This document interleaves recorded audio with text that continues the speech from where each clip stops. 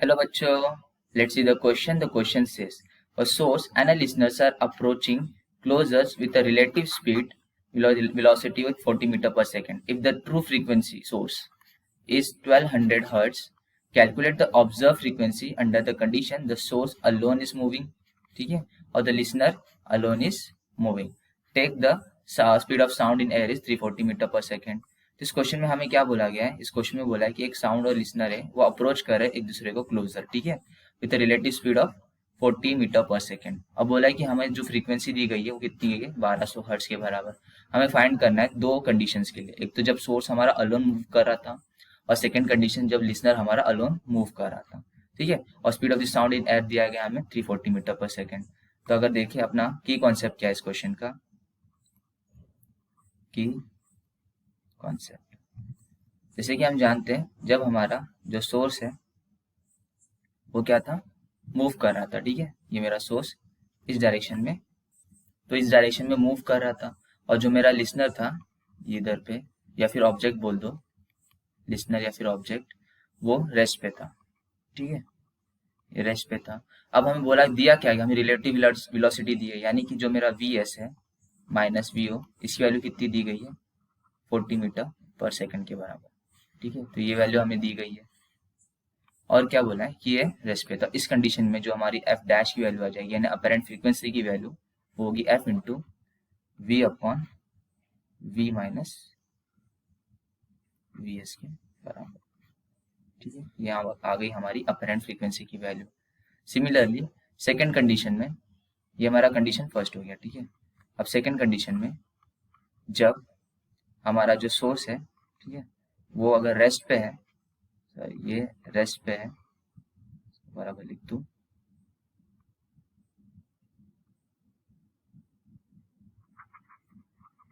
अगर मेरा second condition में जो मेरा सोर्स है, ठीक है, ये मेरा सोर्स है, अगर ये रेस्ट पे है, ठीक है, ये रेस्ट पे है सोर्स, और जो मेरा लिसनर है कुछ इधर पे, अगर इस तरफ मूव कर रहा है, ठीक है, ये मेरा ऑब्जेक्ट या फिर लिसनर, ठीक है, अगर इस तरफ मूव कर रहा है, तो इस कंडीशन में जो मेरी एफ डैश की वैल्यू आ जाएगी वो आएगी एफ इंटू, ये आ जाएगी v plus v zero divided by, ये आ जाएगी वी के बराबर, ठीक है. तो सेकंड कंडीशन में मुझे अपनी जो अपैरेंट फ्रीक्वेंसी मिलेगी वो कुछ इस तरह से मिलेगी. अच्छा, आगे देखते हैं. तो अब हमारे फर्स्ट कंडीशन में, कंडीशन वन कंसिडर कर लेते हैं. फर्स्ट कंडीशन में जब हमारा जो सोर्स था, ठीक है, वो क्या था? मूव कर रहा था, ये इस तरफ मूव कर रहा था सोर्स हमारा, और जो लिसनर था या फिर बोल सकते हैं जो ऑब्जेक्ट था वो रेस्ट पे था. इस कंडीशन में जो हमारी एफ डैश की वैल्यू थी वो कितनी थी? एफ कितना था हमें? 1200 इंटू जो velocity of sound in air कितना था? 340 के बराबर, डिवाइडेड बाय जो हमारा वेलोसिटी ऑफ साउंड था 340 माइनस, और जो वेलोसिटी ऑफ सोर्स था वो कितना था? 40 के बराबर, ठीक है, 40 था ना, 40 के बराबर था, ठीक है. इस कंडीशन में क्या हो जाएगा? जो मेरा v माइनस वी एस था ना, v माइनस वी एस के बराबर, ये कितना था? 40 मीटर पर सेकेंड था.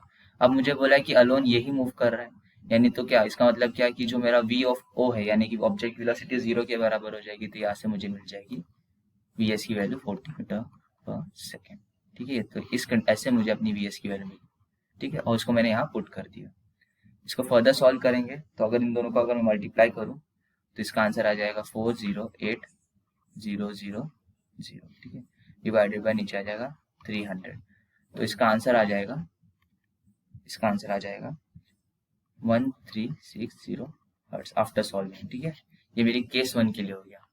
केस 2 के लिए जब हमारा जो सोर्स था वो अगर रेस्ट पे था, ठीक है, और जो मेरा लिसनर है या फिर ऑब्जेक्ट है वो मूव कर रहा है इस डायरेक्शन में, ठीक है, ऑब्जेक्ट या फिर लिसनर.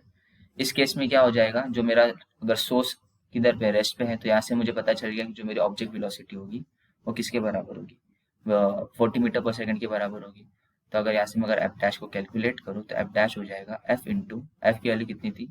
1200, ठीक है, इंटू ये कितना था? Velocity of sound in air 340 metre per second, divided by नीचे, सॉरी 340 हो जाएगा, प्लस ऑब्जेक्ट वेलोसिटी कितनी थी? 40 मीटर थी. तो यहाँ से ये मिल गया divided by speed of sound in air. तो यहाँ से अगर इसको सॉल्व करें,